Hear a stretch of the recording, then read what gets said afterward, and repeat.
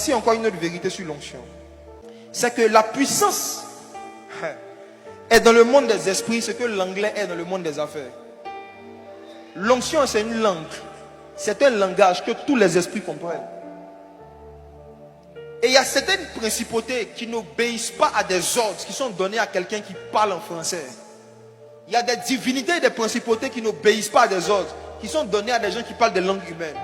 Il y a certaines divinités qui n'obéissent qu'à des gens qui parlent en onction, qui parlent la puissance. La puissance est un langage. La puissance est une langue. Et l'une des manifestations de ce langage, c'est le parler en langue. Le diable se bat pour qu'il y ait le minimum de disciples de Jésus qui parlent en langue. Parce que le parler en langue, celui qui parle en langue, il ne parle pas aux hommes. Il dit des mystères. L'onction, c'est une langue. C'est un langage.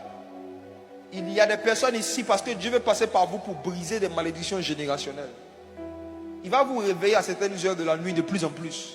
Et vous poussez à commencer à parler pas en français, ni en anglais, ni en agni, mais commencer à parler en esprit.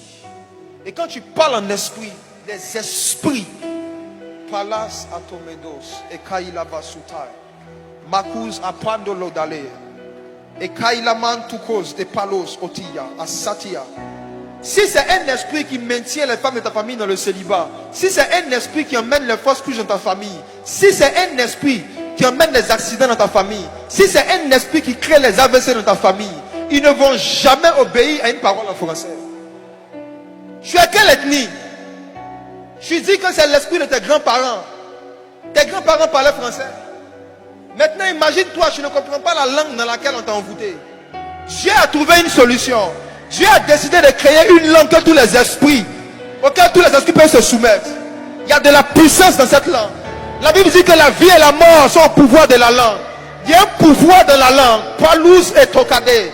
Aladukleiman dukaila zote. Yes. Tu dois aspirer à cette puissance. Tu veux la délivrance de ta famille. Tu dois aspirer à la puissance de la langue. Au commencement, quand Dieu voulait créer les cieux et la terre, il n'a pas parlé en français, il n'a pas parlé en anglais. Quelle était la langue avec laquelle Dieu a créé tout ce qui existe? La langue qui a amené à l'existence ce qui n'existait pas. Quelle était la langue originelle du Créateur? Le savez-vous? Dans la nouvelle alliance, tous les dons spirituels qui sont cités par l'apôtre Paul dans 1 Corinthiens chapitre 12 sont des anciens dons.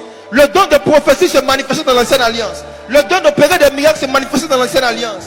Le don de discernement se manifestait dans l'ancienne alliance. Yes. Il y a un seul don qui n'avait jamais existé même dans l'ancienne alliance. Dans tous les dons qui existaient, il y a un seul don qui est nouveau. Il y a un seul don qui est la marque de la nouvelle alliance. Yes. Le don des langues. Yes. Parler la puissance. La basso de l'ebakata varas.